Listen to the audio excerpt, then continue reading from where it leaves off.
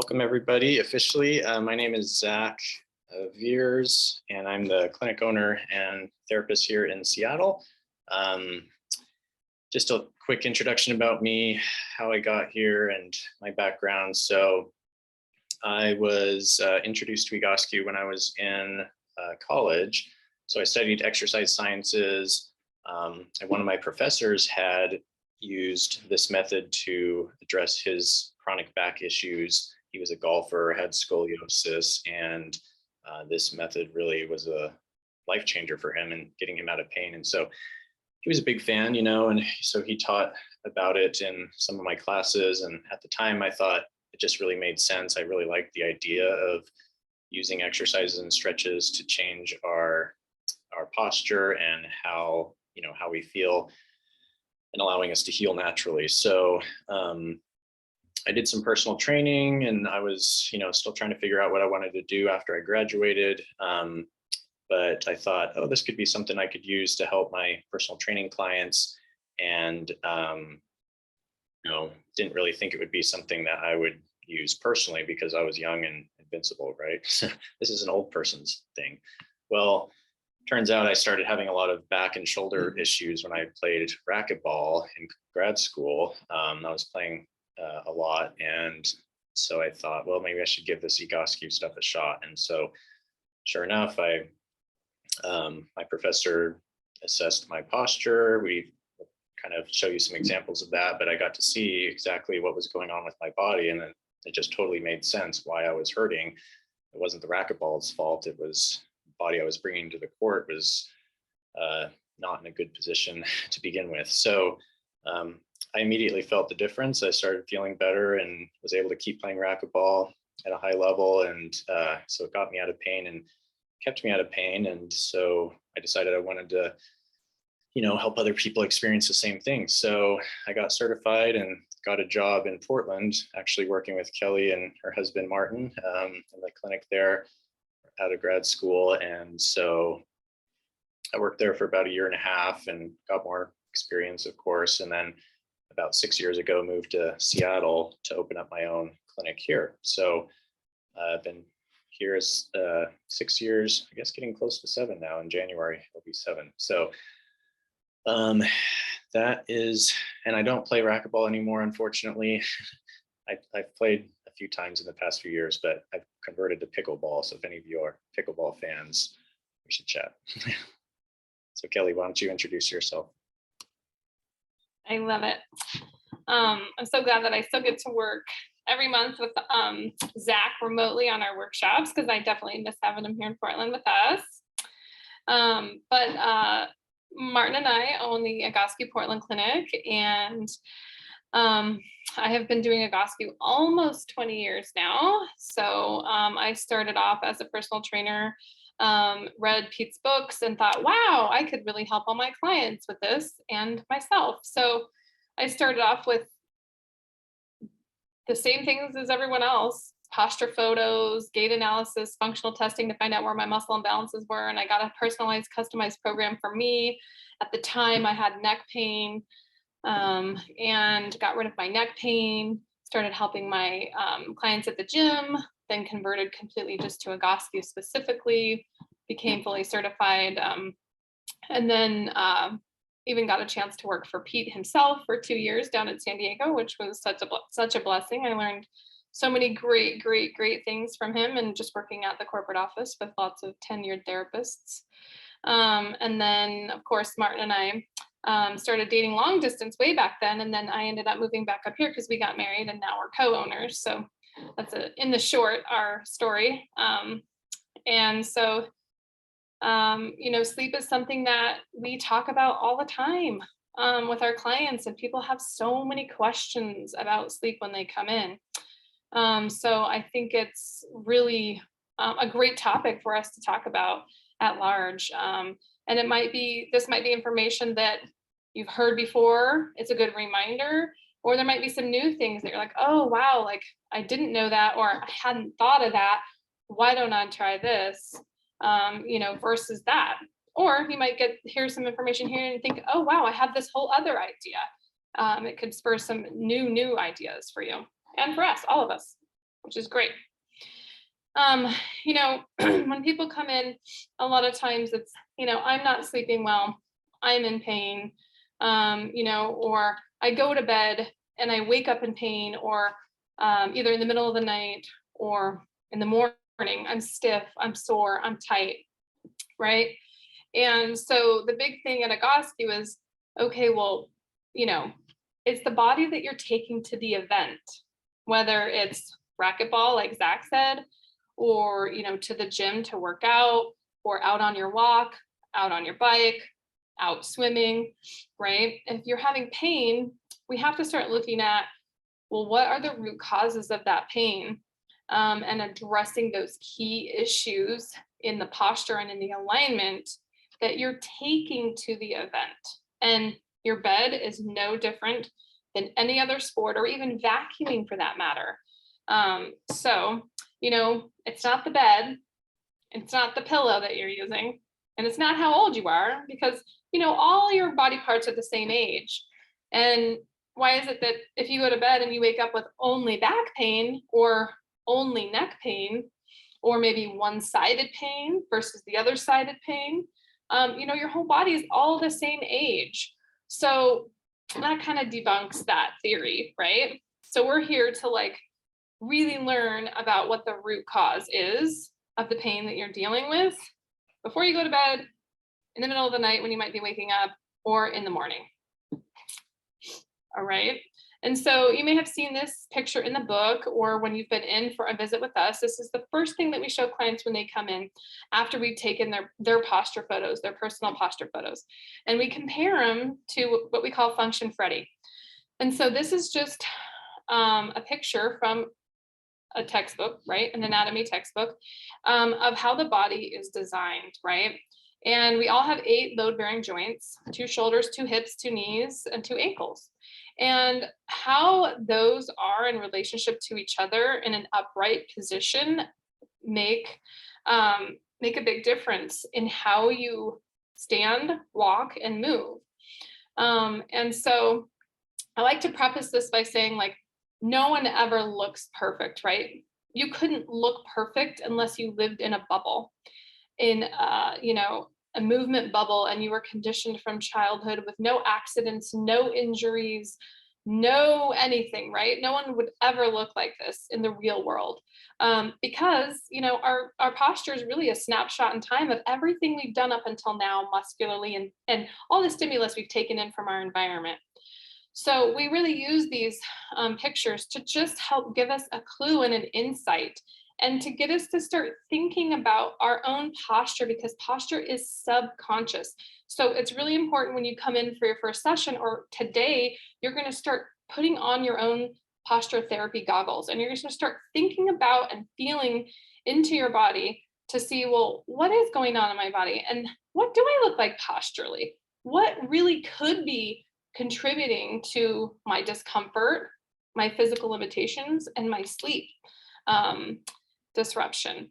So things that you want to look for when you're looking at your posture from the front view, if you're looking straight into the mirror, you want to look at how balanced are your shoulders? How balanced are your hips? Do your kneecaps point straight ahead? Do your feet point straight ahead? Do your arms hang at your sides with the side of your finger and the thumb and the side of the pointer finger facing front? Or do you see like 4 or 5 fingers in the front view, right? The body works in 90-degree angles and straight lines. That's where all the deep core posture muscles work to hold up your posture and your frame. So we're pretty amazing healing machines, and we're the only upright biped on the planet, which I think is pretty unique and extraordinary. And so it's designed perfectly, absolutely perfectly. There's nothing wrong with your design. But over time, you know, accidents, injuries, lifestyle, habits, sports that we play, one-sided sports like racquetball, tennis, golf, all those things, they create muscular imbalances, right? And so from the side view, this is a way to look at your body. If you can look sideways in the mirror, And your ear, shoulder, hip, knee, and ankle, all in a nice straight line with your elbow and your wrist as well on that straight line. Your pelvis from the front to back should be neutral to slightly anterior, right? And the ears should be above those shoulders, nice and tall, right? I mean, when you look at posture that is more aligned and more sound, more balanced. I mean, there's a whole way of thinking and being, you know, when you're standing with your feet hip width and parallel and straight, you have a lot more endurance, you've got a lot more strength, you have a lot more, you know, stability for sure. You're more bulletproof, that's for sure, than when you're imbalanced, right?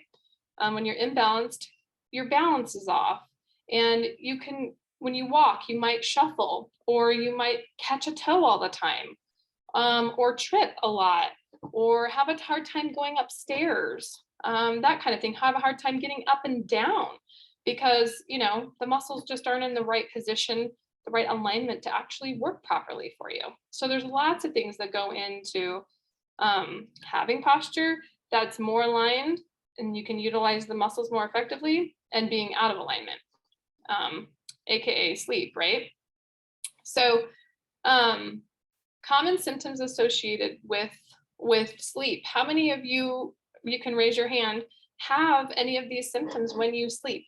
You can go down below and hit reactions, and then just raise your hand or put a thumbs up. Do a thumbs up if you have any of these: the low back pain, neck pain, heel pain, tight hips, or breathing issues. Maybe some of you have used a CPAP, or, you know, have some sleeping issues.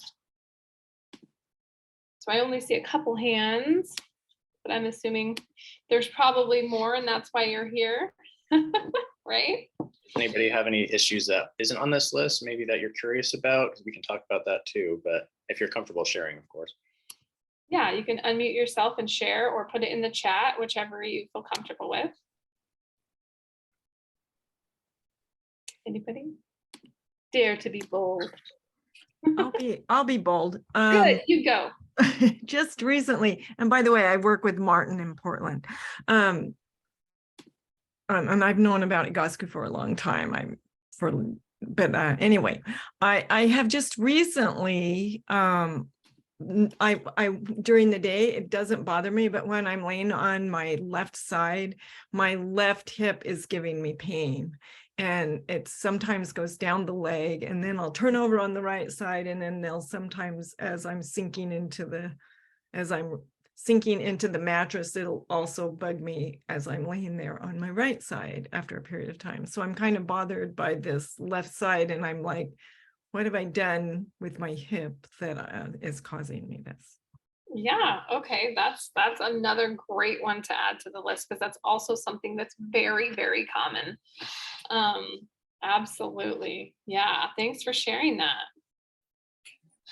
Yeah, and so what we want to start, oh, was there somebody else? One more? Oh, hi, Person- Paula here. I don't know. Go ahead, Paula. Okay, so I don't have a specific pain that I can really identify with, except a history of insomnia. And I have tried just about every over-the-counter natural, and my body likes it for a little bit and then it stops. I will say, just through searching, maybe about 9 months ago, I came across some Egoscue exercises that the therapist said would help with sleep, and I did it, and it did help. But I lost the information on it. So I think maybe just my body doesn't relax well. Yeah. Yeah. Thank you so much for sharing that information. We're definitely going to be talking about that. Okay. Yeah, thank you for sharing, because I know you're not the only one, right? Yeah, so a lot of people just really experience tightness, tension, pain, laying on one side versus the other, having to flip flop a lot, basically just kind of being restless or just not comfortable, kind of wiggly, right? Well, we have to start thinking about back to the posture, how would the posture that you have be contributing to low back pain? If your pelvis is really tipped forward in an anterior pelvic tilt and you have a really pronounced low back arch, when you lay down in bed and you stretch those legs out and you lay on that mattress, that low back is still in a really overarched anterior position. So that low back is just going to be held in a really tight position all night long. And if you've been sitting all day and then you lay down and you open those hips up, because when you're sitting, the pelvis is more at a 90-degree angle, then you stretch those legs out, whoa, you've gone from, one position to the other opposite extreme, right? So that's one way that low back pain happens when you sleep, is the position of your low spine and your pelvis prior to sleeping. And you have to start thinking about your movements that you do during the day that contribute to the posture that you're actually in. And then when you go to bed, those sleeping posture positions, and how they correlate to each other. Okay. And then neck pain, we're going to talk about this in a little bit more detail with pictures and things with pillows, but kyphosis is a huge epidemic across the world since the technological, advancement of the internet and, cell phones, right? Everything that we do is in front of our bodies, and driving and eating and cell phones and computers. And there's really not anything that gets us out of the box. So it's called kyphosis, the rounding of the upper back. And when the shoulders round, the head will actually be forced in front of the center of your body. And so when your shoulders are rounded and your head's in front of your body, when you lay down on your pillow, your head is going to crank back this way. And your chin can be higher than your forehead when you sleep. So that can shut off airways and make it hard to breathe. And you can have all hosts of symptoms just because your shoulders are rounded forward, your head's in front of the gravity line. And when you lay down, you either have to put an enormous amount of pillows just to hold yourself up, or you don't have enough pillows and you're here and you're sleeping with your chin higher than your forehead and cutting off oxygen, to your body. We have to always remind ourselves too, like, why do we sleep? Well, we sleep because we have to regenerate our cells. We have to rest our body.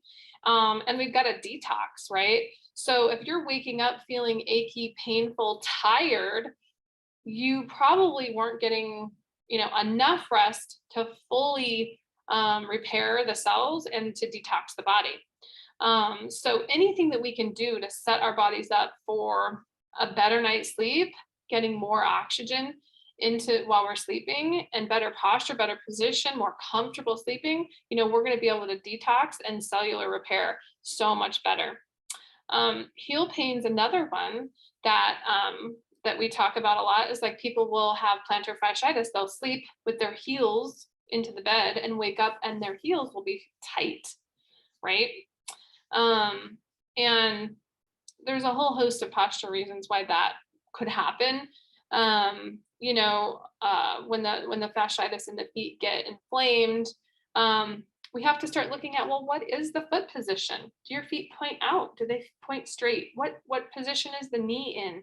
How can we start to help take the stress points in the body and make them more balanced while you're sleeping? Because if you're sleeping and you have a lot of pressure in one area versus the other, it could really mean that something's off, right? And the way you position your pillow and how you side sleep, how you back sleep, all those things can contribute to the pressure points and the pain that you're waking up with. So really good food for thought. Like, I really want you to step into your day-to-day routine, habits, activities, lifestyle, and also think about your sleeping posture. How are you sleeping? What positions are you in, right? And I'm sure you can raise your hand, like looking at these posture positions for sleeping, like especially this incorrect sleeping position. How many of you can raise your hand? Like, how many know you're already sleeping in this incorrect position with the tilted head, either up or back, or, with a high pillow on your side, right? And you can give me a thumbs up. Yeah. And it's really obvious when we put it on the screen here. Now, if your head is elevated on a high pillow, it's going to push your center of gravity, your weight down into those hips, into the bed, right? So you could see how you could wake up with hip pain with a high pillow underneath your head, laying in the side view. Also, in the side view position, when you are laying on your side and you have a high pillow and you do not have anything between your knees and your feet, the top leg, if you noticed, it'll bend and kind of go in front of the body. And that actually tips your pelvis and it kind of turns it inward, right? So that shortens the hips. It actually tightens the hips up and it creates a rotation in your spine to have one leg laying down lower and in front of the other leg, not stacked on top, right? So not only in the side view do you have a sideways kind of scoliosis curve when you sleep, but you also have a rotation in the spine. So if you have low back pain when you wake up or even before you go to bed, laying in that side position with nothing between your knees and nothing between your feet is going to cause a lot of misalignment while you sleep and a lot of strain and pain and discomfort. Of course, you're going to shift and wiggle, right? And try to go right to left and right to left. The correct position, we want to talk about that, which is the top picture. You can see how there's a really nice cervical support underneath the neck. So it's holding up that cervical spine so that the head is level and your cervical spine is level with the rest of your spine. And this top arm, I always like to prop the top arm up on a pillow, put a pillow underneath, like right at your chest, underneath that top arm, so that your shoulders can stay balanced and square while you sleep. So you'll have one here and you'll have one here to hold everything. And another little trick too, instead of having that arm out, if it's comfortable to have it out, great. That's wonderful too. And then if you can even put it underneath your head like this, it gives you just a little bit of external rotation of that hand. Because most of the day we're all really internally focused with our hands, with typing and everything's very internal.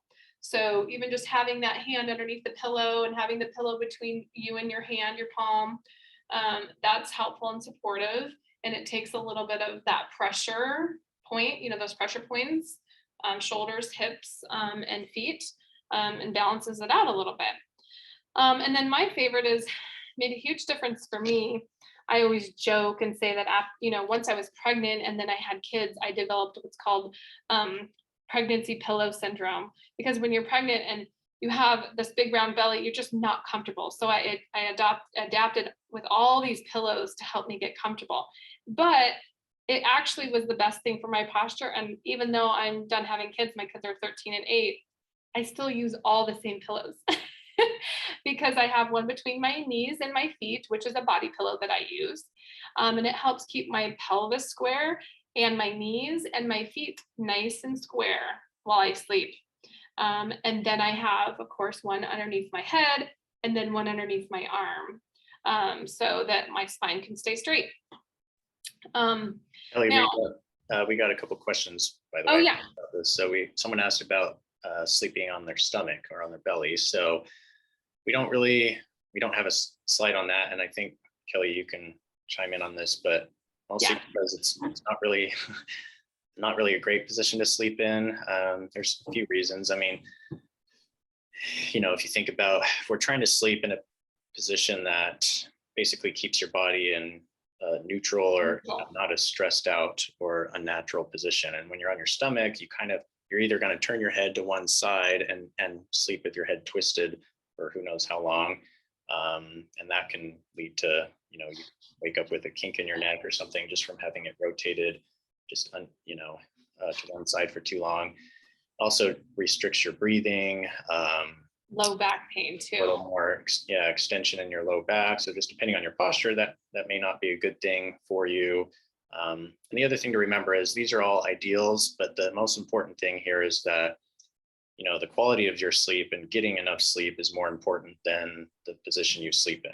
So if you can sleep well, comfortably, and, you know, get 8 hours or however many hours you need, sleeping on your stomach, great, you know. But if you're dealing with pain, then it's maybe something you need to look at. But yeah, so we don't want to get too hung up on this. These are just ideals, and, you know, but ultimately you may be comfortable sleeping one way and you just can't sleep on your back, or you just can't comfortably sleep on your side and you always end up on your stomach or something. So that's, just wanted to put that out there. But and someone else asked about started kicking off my pillow when I sleep on my back. What's up with that?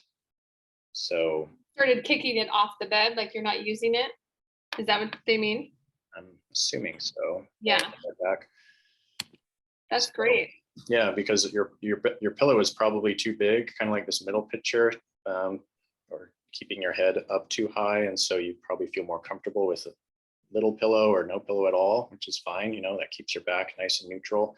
So yeah, basically you want to use as little of a pillow as possible and still comfortable when you're on your back, at least. So Yeah, I think the most important part is if you are laying on your back, we were just going to transition into that, was that your forehead and your chin should be level with each other when you're laying on your back. So even if you're doing your Egoscue exercises, when you lay down on the ground for one of your exercises, if you notice your chin is higher than your forehead, it's because your shoulders are still very rounded forward, and you need to do more work to help get those open to reset your head and neck position. Okay.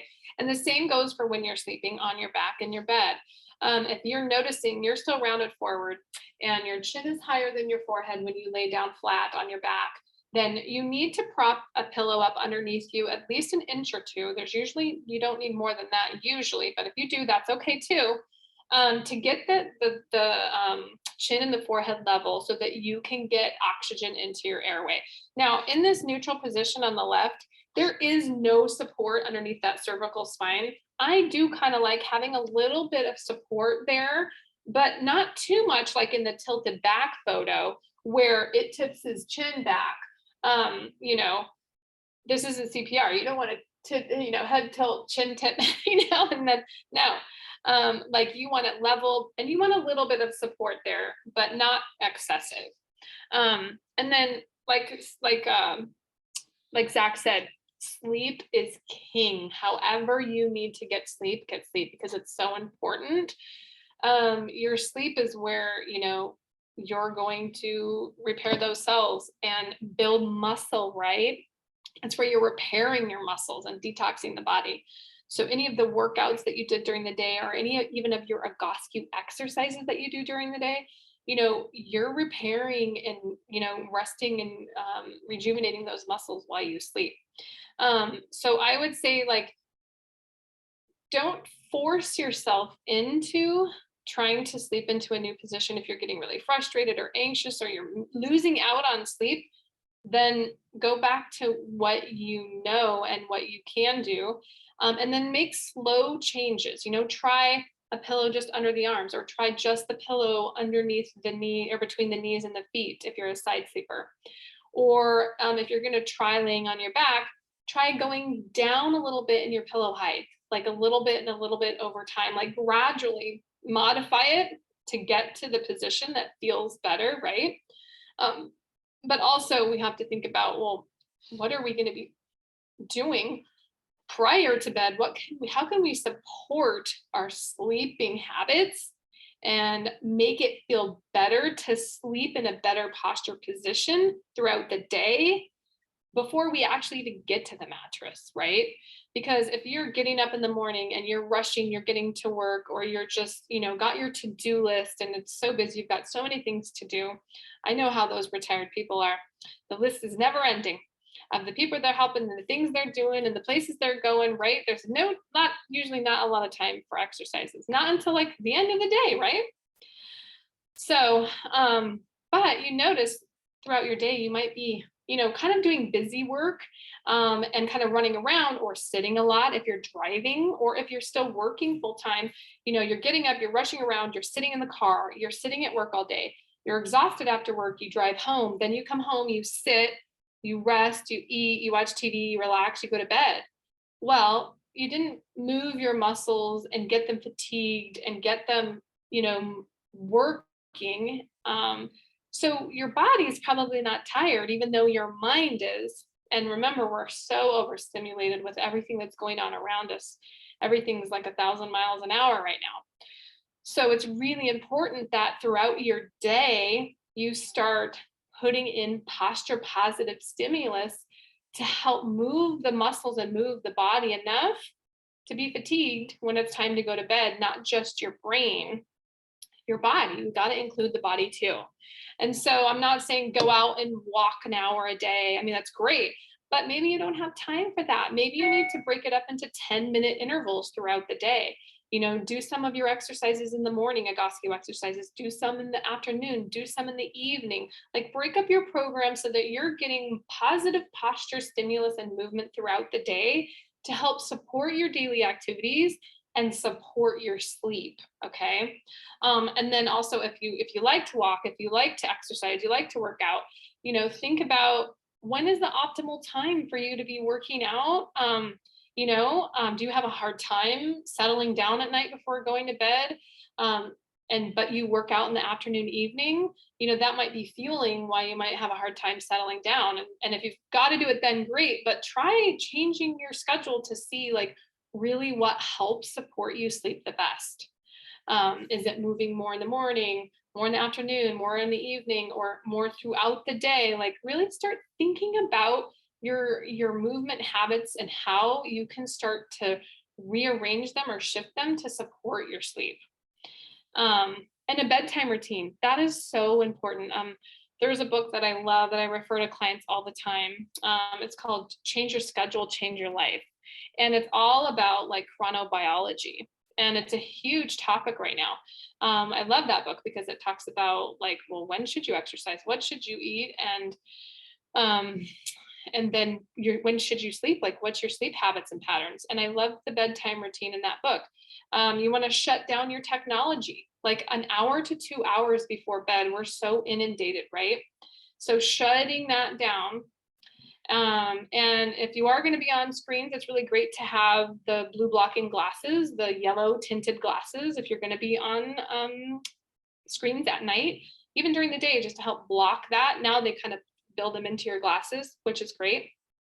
But shutting that down an hour or two before bed, and then doing some positive posture exercises before you sleep are going to help unwind and undo the negative posture stimulus that you had throughout the day.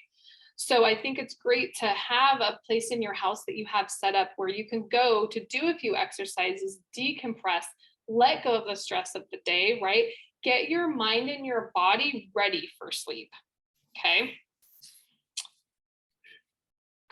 All right. And I think Zach's going to take over here and start talking about, let's start looking at this person's posture, but then also how does that relate to ourselves and our postures, and how we can kind of predict what issues might happen when we're sleeping. Yeah. So I just wanted to show you guys this one more time, just to review, because we're going to get some class participation here, hopefully. But just remember, we're looking for shoulders, hips, knees, and ankles to be stacked up vertically and horizontally. So symmetrical body, meaning the same thing happening on the right as the left, is important. And then from the side, that vertical alignment is easy to see: ear, shoulder, hip, knee, and ankle. All right. So we'll just show an example of a real client here so we can get an idea of, okay, what does this actually look like in real life? So now's a chance to unmute yourself or type it in the chat, but what do you see specifically about his posture? What's off? Just comparing to that, ideal function Freddy guy. The side view, his ear is way too forward. Yeah. I mean, his head's barely touching the line, not let alone his ear, right? Yeah. So, Yep, that's an obvious one. Thank you. One shoulder's higher than the other. Yep. Yep. So if you look at the front, his left shoulder here is a little bit higher than his right. And it's a little harder to see, but his pelvis is also kind of doing the same thing. Well, it's the opposite. His right hip is higher, and that's usually, not always, but typical situation where if the pelvis isn't level, the shoulders won't be level, or vice versa.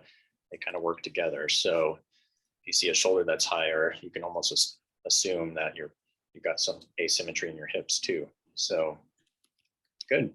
What else? Shoulders are forward. You can see that by the back of the hands showing in the frontal view. Yep. Yep. So we can see a few knuckles. They're not completely in front of his body, you know, so we do see that, but there's definitely a little bit of rounding, and you can see it from the side too. Just shoulders are kind of, I mean, everything's kind of ahead of that red line, isn't it? Not just his head, right? He's tipped to the left.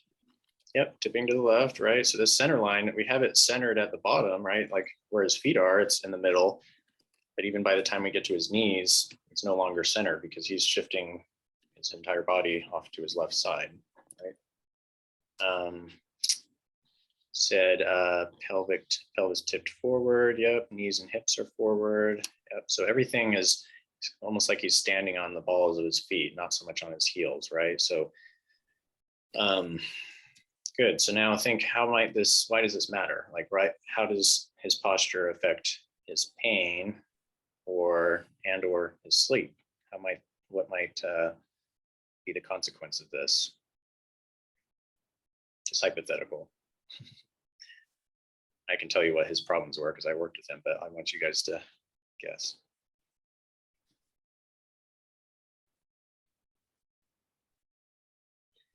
From that side lying sleeping picture, we could almost guess like what side he might sleep on from this photo. Yeah, it's because of all these differences right to left, and he's favoring one side, one shoulder's higher, one hip's higher. He's probably more comfortable on one side of his body than the other, just because his body's in a different position on this side than this side, right? So muscles are compensating for poor alignment. Yeah, or muscles are really causing the poor alignment ultimately, right? That the position of your bones when you're moving or even just standing still is controlled by muscle tension, right? So what do you think? So if this guy tried to lay flat, like on his back without much of a pillow, like if he just had a small pillow, how do you think that would work out for him based on this side view? Yep, hyperextended neck, yeah. Right, because for his head, look at where his upper back is, way back here. Look how much space between where his head is and his back. So he would have to really either have a big pillow or he hyperextend his neck, and his neck is already strained. I mean, you can see like the bulge in his neck muscles here because they're working so hard to keep his head up because he's so far forward. So yeah, potential for neck pain, for sure. That extra low back, he's got a really hyperextended low back. So, and his pelvis is tipped forward anterior too. So if he lays down, he's gonna probably have tight hips and tight low back as well. Yep. Yeah, so as you can see, I mean, it's really potential to have pain anywhere, which is why at Egoscue, we kind of take pride in not chasing the symptoms per se. Like it almost doesn't matter where your pain is. What matters is where your body is. So if we can get your body in a better position, all those joints, because they're all connected. So regardless of where your pain is, we have to correct the posture, right? Mm-hmm. So, all right, here he is a few months later after doing his exercises. Besides putting on a shirt, what changed? His ears are lined up. His ears are aligned? Yeah, his ears right on the line. Good. Yeah. I see a flatter pillow in his future. Yeah. Pelvis, yep. So his shoulders look even. Yeah, pretty darn close, right? It looks pretty symmetrical now from the front, centered on that line. Side view improved a ton, right? So he's no longer tipping forward so much. He's got all those joints pretty well stacked up. So now that's just a lot less stress on his neck muscles, his back muscles. You can like think of all the muscles on the backside, hamstrings, calves are under less tension now. So if you had plantar fasciitis, you know, just by changing that, where that tension is placed on your lower legs, can make a big difference too. Yeah, can get rid of that heel pain or tension tightness on the back of the leg and heel when he wakes up. Mhm. Yeah. So, yeah, and the key here is simply, you know, he did the exercises every day, and that's really the beauty of Egoscue is you can change your posture. It's not something you're stuck with. It's not a problem with your bones. You know, it's just how your muscles have been trained, and we can train muscles, right? So it just takes time and repetition, and your body can adapt to it. So I'll just show a couple other examples here. This one's kind of extreme, but it's fun example just to show the potential of our bodies. So on the top is the before, obviously. And this came from a client in our clinic in Japan. And so you can see how bent over she was, obviously. And it was due to, I think mostly because of her work, working in farmer in the fields. And so she was always bent over. So what does your body do? It just adapts, right? That's what allows us to survive. So you get better at doing what you ask your body to do frequently. You know, that's how it works. But the consequence of that is you can just imagine her back probably doesn't feel great. Or I mean, the whole thing just looks painful. So obviously she's a lot straighter now. She still has some work to do, but this just shows how even in such an extreme example like this, it's really never too late to make a change, right? And think about her breathing. Like, look at how small her abdominal and thoracic cavity is right now. Think of her lungs and her digestive system, her heart. Everything is like getting squished, right? So when that's as straight as she ever gets, and then if she probably sits, and it's even worse. So just think of the potential for breathing problems or digestive issues, and how much better potential she has, at least to improve that with a better posture, right? So there's a couple other examples just showing the age span. This is something that affects everybody. This guy was in his 20s, kind of fit, active, otherwise healthy, but had a lot of different pain issues. And you just showing his side view, you can see kind of like that first example, maybe not quite as extreme, but he's got that same kind of forward posture, the forward head, rounded shoulders, really excessively rounded upper back. And you can see now how much better up all those joints stack. And then we have someone who's a little older, and I just love this because doesn't she look like 10, 20 years younger in the after photos, right? And not a lot of time had passed, but just her posture is so much better that not only does she feel better, she had more energy. She was an avid hiker and photographer, and pain was starting to interfere with that, but luckily she was able to make some positive changes, and now she's able to stay feeling young and active. So I just tell people it's never too late. Age isn't really a limitation when it comes to this stuff. So, all right. Any questions so far? Or if not, we're going to go on to the exercise portion. So I think we're good.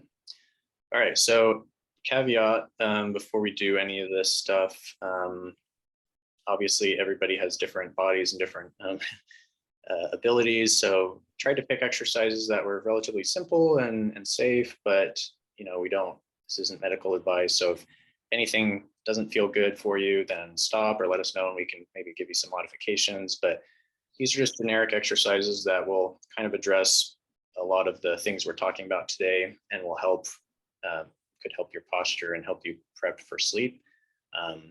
But they're generic, so it's not necessarily going to be the best choice for everyone. Okay.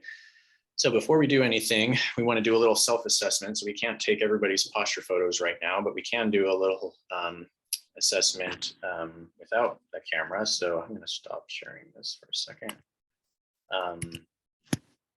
Okay, so want everyone to stand up, and if you're wearing shoes, take off your shoes.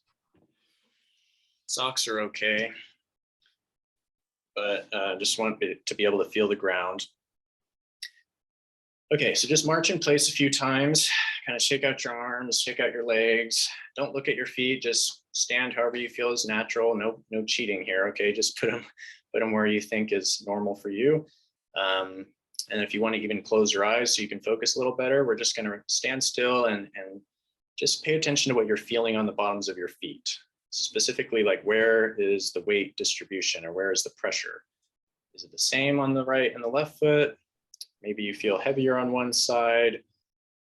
Maybe you feel more on the ball of your foot or more on the heel or the inside edge, the outside edge, just kind of, and it may move around a little bit, but what's the general feeling of where the pressure is? And so let's get some input here. Who wants to share what they feel on their feet? Is it same, different? What do you notice?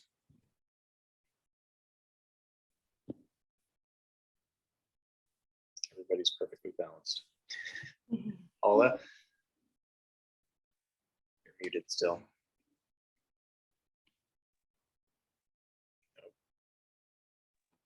I'll share. I felt more weight on my left foot and maybe angled a little further forward than I think a normal person should be.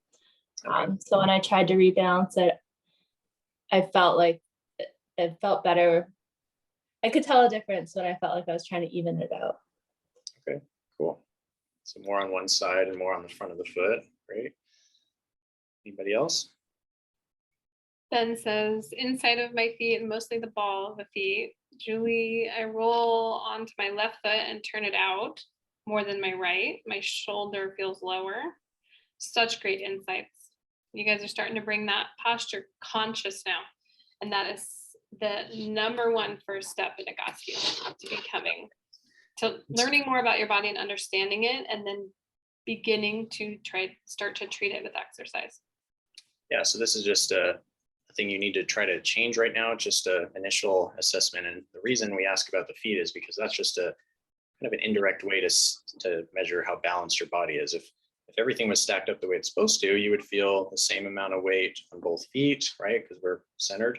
You would feel the same amount of weight front to back. So the ball and the heel should have about the same pressure, and it shouldn't be too much on the inside or the outside. So just kind of evenly spread. So anything that feels different than that is just telling you, okay, something in your posture is off, and we're going to do a few things now to hopefully improve that, and then check it again. So we are going to do some stuff on the ground, but if you can't get it down on the floor, you could potentially do these laying in your bed. It wouldn't be ideal because the bed is soft, but we want to, as firm of a surface as you can manage, we'll use the floor. So we're going to need a floor, a chair, and a pillow. So if you want to grab those, we'll show you a couple quick things here. It can be a bed pillow or it can be a yoga block. If you feel like you're gonna tip and you need that little pillow under your head, grab that too. This is a good place to start practicing that and knowing kind of what heights of pillow you might need when you're on your back and you're sleeping. All right. Let me know if you can see this, Kelly. Yep, tip it up just a hair more because there's still a lot of carpet. Yep. Right there should be perfect. Yeah. All right. Here you go. So I've got a block, but you can just use a chair or your couch, an ottoman, a coffee table. You're just trying to get your legs at a roughly 90-degree bend at your knees and hips. Okay. And then just lay flat on your back, or if that's hard on your neck, if you find yourself really tipping up like this on your chin, then you could put a little cushion under your head. Your arms are palms facing up at your side, just at a comfortable distance. They don't need to be way up here or touching your body, just somewhere out to the side where they're comfortable. And all you have to do is rest there. So easy starting exercise, but this, you should feel your back, just make sure you're actually relaxed, and you'll feel your low back just kind of rest into the floor. Now, if you have really tight back muscles or really excessive curve in your back, you might notice that there's a gap there, you know, like your back's not actually touching the floor. But as you relax here for a few minutes, you should feel that kind of settle down. So the other thing you can do while you're here is just practice your diaphragm breathing or belly breathing. So if it helps, sometimes I have people put their hands on their stomach, because you want to feel below your ribs moving, not just up in your chest, but you should feel your belly expand when you breathe in. And ideally we'll breathe through our nose, and there's lots of different techniques, but we're not going to get into details, but just breathe slowly in and out through your nose and focus on breathing with your belly. So you should see it rise. And then sink as you breathe out. And you can do that for as long as you want. We won't do a ton of time right now, but just you could spend 5 minutes, 10 minutes, however long felt good before bed, just breathing and with your legs up, neutral position like this. And that should just help reduce any twisting in your spine. It will help with the rounded shoulders and forward head. It'll help relax the muscles in your back. All right. Does anybody have any feedback? Is it feeling good? Or anybody not feeling comfortable there? You can also wait it out until your low back goes flat. If you have a big arch, that's, you want to try to release those tight muscles in the low back. Let it go flat before you get up. And the breathing will help with that, as well as this next exercise. Yeah, so then next I've got kind of a foam block here, but this will be at home, would just be a pillow, like a throw pillow off your couch or a yoga block. You'll just put it between your knees, same position. Keep your upper body relaxed, and then just squeeze the block between your knees, about a medium pressure, not as hard as you can. Just squeeze it for about 1 second, and then relax, squeeze, and relax. And really all you should feel working is in your inner thighs, kind of from your groin down the insides of your legs. You don't want to tense up your back or tense up your abdomen or anything else really. So just make sure that's what you're feeling, and just go nice and slow, on and off. And this is to help start to engage some of those hip muscles to help keep the pelvis in a neutral position. And as we do that, it should help continue to relax those muscles in your back. So we usually do like 3 sets of 20 with this, so 60 total reps, but just go until you don't want to go until you're like completely exhausted, but enough to feel like you've done some work. You want to feel like your right and your left side are squeezing equally, and you're feeling the same muscles on each side doing equal work at the same time. That's really your goal. Doesn't matter how many you do. Right. So if you have if your pelvis, if your hips are not even, you might feel like, oh, whenever I squeeze, I can feel my right side more than my left, or one side gets tired quicker than the other. Those are signs that your muscles are imbalanced, and this will help over time kind of create more balance or symmetry with those muscles. All right, so we've kind of relaxed your back, we've gotten your hips working a little better. Now we'll do one last thing for your shoulders. So your arms are going to go at your side at like a 90-degree angle. So my elbows are bent, my hands are up in the air. And just a relaxed fist. You don't need to tense up your hands. So both elbows are touching the floor, and then I'm just going to squeeze between my shoulder blades. Like, think about pulling your shoulders down into the floor. They're not going to move a whole lot because you're already touching the ground, right? But imagine there's something between your shoulder blades and you're trying to squeeze it, like pinch them together. And if you can, pull them downward as well, like towards your hips, or as I like to think about, putting your shoulder blades in your back pockets. So they have to go backwards and downwards. So similar to the knee thing we just did, you want to squeeze for about a second, relax, squeeze, relax. So you should just feel those muscles between your shoulders, upper back area. Once again, don't tense up your lower back or your abdomen. Keep that soft. You can continue that diaphragm breathing, that in through your nose, rise up your belly full of air breathing through all 3 exercises. Actually, if you could do that through all 3 of them, it actually will really help activate the muscles that you're trying to use in the other 2 exercises, the reverse presses and the knee pull squeezes. One person's question was, what position should the knees be in? The hips and knees should be at exact 90-degree angle, the closest you can get to that. If you have your legs up and over a chair or a footstool or a coffee table, and it's not high enough, just put another pillow underneath your knees or underneath your lower leg. But when your knees are up on top and they're hanging over, you're just going to relax them out. Don't try to hold them straight at 90 degrees and in a straight line. Actually let them relax, unless you're squeezing that pillow. If you're squeezing the pillow, then you're actively doing something. Otherwise, for the breathing part and the reverse press one, you're just letting them relax out to the side. All right. So I can see a few people doing it, or see some empty rooms. So I'm assuming you're down on the floor. Yeah. But, Or you all fell asleep, right? Hopefully. yeah. Yeah, wouldn't be surprised. So if you can imagine doing this right before bed, it'd probably feel pretty good, right? You relax, it releases tension, and might already start dozing off. So a great thing to do right before bed. Really not a bad time to do it, but right before bed would be great. So Yeah, give it a try for a week, see what happens. You have nothing to lose, right? These are just generalized, and we chose them out of 500 that we have, because we knew that grounding the body, centering the body, aligning the body, getting out rotation. When you're on your back, everything's flat. You're like the guy in the picture, right? Half of your body is function Freddy here. When you're laying on your back, your ear, shoulder, hip, knee, and ankle are all in a straight line. You can't rotate, you can't round forward, you can't have a lot of the upright posture compensations that you have throughout the day when you're laying on your back. So this is a great place to kind of start to get your body ready to sleep. yeah, so let's stand up again. Don't sit in your chairs quite yet. So stand up, shake it out. Let's reassess, see if we feel any differences in our weight distribution now. So stand still. Yeah, you might need to get up nice and slow though. If you're feeling like a little dizzy or lightheaded, it's because you probably have a lot more oxygen in your system right now. So maybe go to sitting, then standing, that's okay. And then when you're ready, go standing and feel into the bottom of those feet again.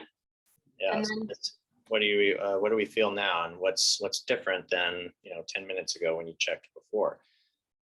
Just feeling yeah. Shout it out, Paula. anybody feel any different? You can even just raise your hand on there or give a thumbs up. There's an improvement. Thank you. Before it was all inner foot, and now it feels more well distributed, the weight. Awesome. And I should know this. You're being reminded. You're being reminded. I am. Yeah. Thank you. We Anybody all else? have those intuitive knowings within ourselves, like we feel like we should know this, or we feel like there should be a solution or some piece of information we're missing. And this is the tip of the iceberg is what we're touching on today. The answers are there. We just have to tune in, turn on, and tap into our body's experience. Find out, well, what is going on? Where is my weight distribution? What does my posture look like? And then what tools can we use to help realign our bodies and, get back to balance and function? Anyone else feel anything different? Oh, nice. Shannon's shoulders are feeling better. Yeah, nice. And what Yeah, was for- that, like 3 minutes? For me, initially my weight was a little bit more on my left side and my inner foot rather than the center of the foot, and also after the exercises more balanced, and then also my head and shoulders were a lot further back than they had been. Nice. Awesome, Bobby. Great. Yeah. And you notice that when you get up off the floor and you sit up, like even looking at yourself in your camera, are your shoulders back and down? I always say we all get like free plastic surgery lifts when we do our exercises, especially us ladies, because You know, when your posture is rounded forward and everything's squished together, your chest squishes down towards your belly and you get a poochy belly, right? But when your shoulders are back and down, the girls lift up, the waistline, you know, stretches out, and you get more room between your rib cage and your pelvic girdle. So it's a great way to, you know, get a free lift without having to go through all the pain. We also have some comments. Lower back feels great. My feet are more aligned. I feel more relaxed, less tension in the body. Nice. Yeah.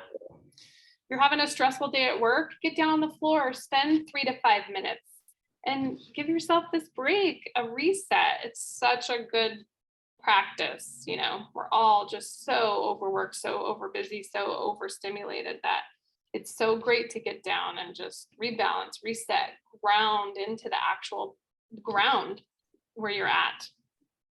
Yeah, so it's pretty amazing what, you know, your body can do and how quickly it changes, right? So you all felt a change right away.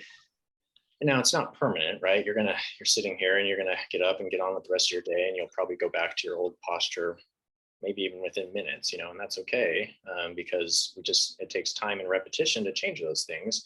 But that's why every time you do your exercises, you're just, you know, getting that much closer to making it a habit, muscle memory, you know. So but hopefully that gives you some hope that, oh, I'm not broken. Like people always talk about, oh, I've got a bad back, or I've got bad shoulders, or oh, my feet I just have flat feet. Well, we just did 3 very simple generic exercises and changed some of that stuff, right? So it just shows you that your body's not as stagnant and maybe broken as you think it is, hopefully. So all right, so what's the next step? We've got, you know, we want to hopefully make this hour, we're a little over an hour now, but worthwhile for you guys. So there's a few things you can do now. Some of you may still be skeptical, which is totally fine. I was skeptical at first as well. It took me a while before I committed to doing it myself, but I think the best place you can go to get more information about this is the book Pain Free. So Pete Egoscue, whose name, you know, our brand comes from his last name, wrote several books. Pain Free was the most common. He just came out with a second edition actually last year, but Which is great. Yeah. They're both, the original one came out in the 90s and it's still been selling great, but there's an updated version now. You can get it on Amazon for like $15. Read the first few chapters, you know, learn about it from the mouth of the founder himself. And there's a chapter in there about each body part. So if you've got back pain, go to the back chapter. If you've got headaches, there's a part on that. Everything down into your feet and your hands. So I recommend that for everybody, regardless of what you're doing. It's just almost no cost and it's guaranteed to benefit you in some way. Now, if you need more guidance and maybe you've felt some changes today and you're like, oh, wow, I did feel some differences in my feet.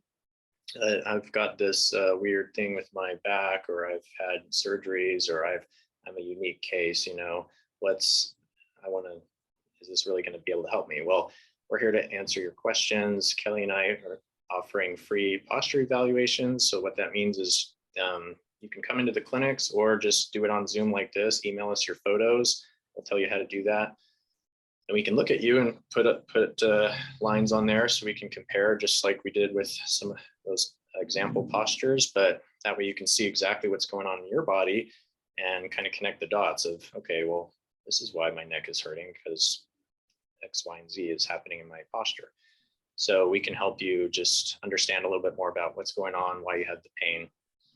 And that's free. We wouldn't be necessarily giving you a program or anything, but that's just like the initial step of learning more and answering your questions. We're happy to do that. So, and then the third option, of course, is if you're feeling good about this, you are ready to be done with your chronic pain and you want to make a difference, you're committed to doing something about it, then we'd be happy to work with you, partner with you to do that. And as a thank you for attending this, we're offering 10% off our normal prices as well for anybody who signs up for one of our packages or programs. So I'll put the prices right there. normal prices crossed out with what it would be after the discount. So just to give you kind of a quick rundown of what that looks like, 8 sessions or 16 sessions. First appointment, it takes a little bit longer, hour and a half. We'll meet with you one-on-one, go over your health history, go over your symptoms, your problems, what you want to achieve, your goals, and then we'll go through an assessment, taking your photos, also look at your gait, so how you walk, how you move, how you balance, how you bend over, all these things that will give us an idea of what's going on in your posture and how that's related to your pain. So that's the first step. And then we'll give you specific exercises, just like we did today, but designed to address whatever postural issues we see in your assessment.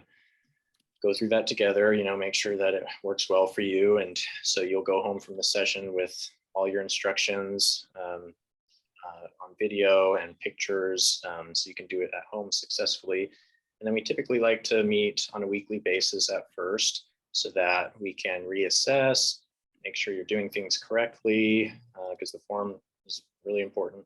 And then also, as your body changes, exercises and your needs are going to change. So we'll progress to more challenging ones, or as the pain goes away, then you're more stable. We want to start to strengthen more, and so that you can start to do more physical demanding activities. And then eventually just building a habit of lifetime maintenance. And so that, I would say most people within 8 sessions are going to feel and see pretty significant improvements, just depending on how severe your pain is. It may take longer than that, which is why we have the 16 sessions. And that also helps us get into the strengthening and maintenance phase in those latter sessions. So we can make a recommendation on after your evaluation of, say, here's what we think it's going to take, but those are just kind of the 2 basic options. And in order to take advantage of that discount, you just need to let us know you want to sign up before the end of the month. So we just got a few days left here, but our prices are actually increasing in October. So now is the chance to not only get this 10% discount, but avoid the price increase. So that was a lot of information, but and I'll put our contact info here as well. And now's the chance for questions and hopefully answers. Does anybody have any questions that we didn't cover yet?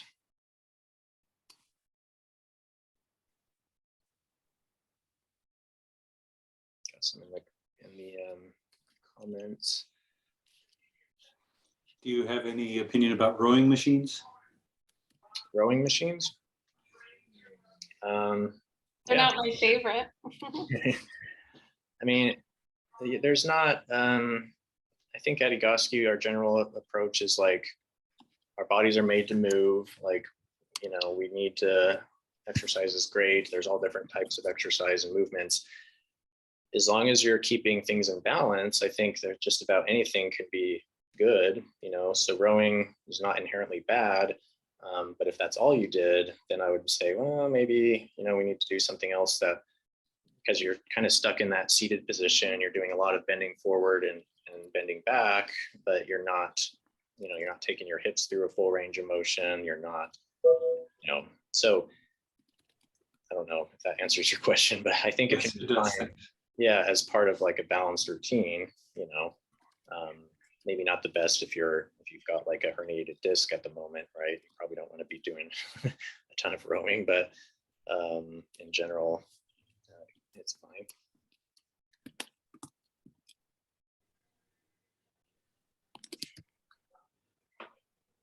Let's see, someone asked, yeah, so scheduling, if you want to schedule something, you can reach out to either of us. If you're closer to Portland, reach out to Kelly. If you're closer to Seattle, reach out to me.